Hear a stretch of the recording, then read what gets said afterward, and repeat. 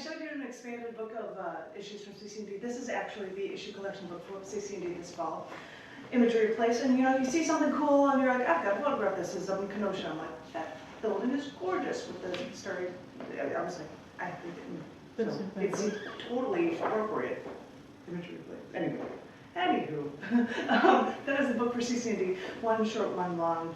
This one is, and I might as well share it because Tom talked technology. This is a short poem that also has a photo that appears on Instagram and Pinterest and Twitter and, and Facebook and Pinterest.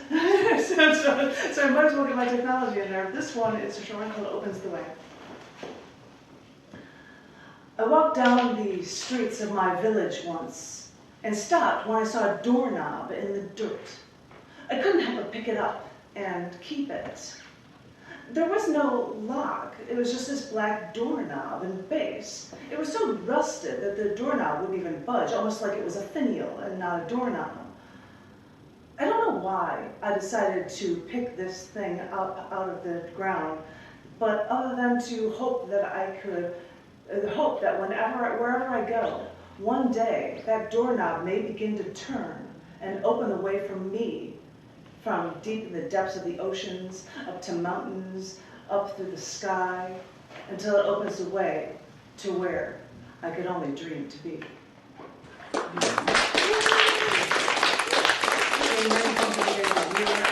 actually look for coming up with ones that reference the Bible. But this is my vegetarian take. So bear with me. This is Genesis 4. Cain and Abel, and sin from killing. 2 sons were born of a woman who lived in a land where their Lord told them that they had dominion over the creatures, but more importantly, that every green herb was for meat. Not animals, but greens. They saw this was so, and then sorry, the door's opening. They saw this was so, and they thought that this was good, as the first son tilled the ground to create great food, herbs, fruits, and vegetables. Knowing this way is a peaceful way to provide a healthy sustenance for his family, the first son was pleased with his work. But the first son saw his younger brother tending to flocks of sheep instead, and then slaughtering them as offerings. How unholy, the older brother thought. How barbarian and antithetical to the peaceful way that we're supposed to be. The older brother knew he was on a morally higher ground, but when the Lord was pleased with the slaughter offerings from his younger brother, the older brother was lost. What have I done wrong? The older brother thought. He has not followed the Lord's ways, but I have done what the Lord wanted. And did I not prosper by having been peaceful?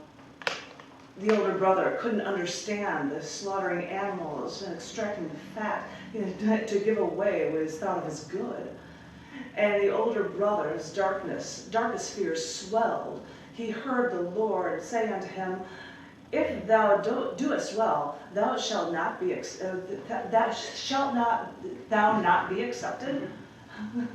Yes, if the Lord abided by his own rules, the older brother thought. But this offhanded question from the Lord that opposed morality flew the older brother into an internal rage, because he had done well, and for this he had gained no respect with the Lord for his deeds. And more importantly, to the older brother, his younger brother actually gained respect by explicitly being disrespectful. Where can morality lie when our Lord cannot be moral? The older brother wondered, contemplating what to do. Soon after, the younger brother came to the older brother as he worked in the fields, and an argument ensued about morality. And in a blind rage, the older brother killed the younger. What kind of killing is more of a sin? The older brother thought. But eventually the older brother heard the Lord ask him, where is your younger brother? And the older brother responded he did not know. He was not his brother's keeper. After this, the older brother wondered, shouldn't the Lord, if he is all-seeing and all-knowing, shouldn't he already know? Or is this just another test of my will? And how is my will tested if I am shunned for doing a moral thing and my younger brother is praised for sinning? The older brother, understanding morality, could hear his younger brother speak to him from beyond the grave. And after the older brother truly acknowledged his sin, after burying his brother in the ground, no food would grow out from the ground would grow tasting sweet. It would never grow from his land again. No matter how well he tended the soil.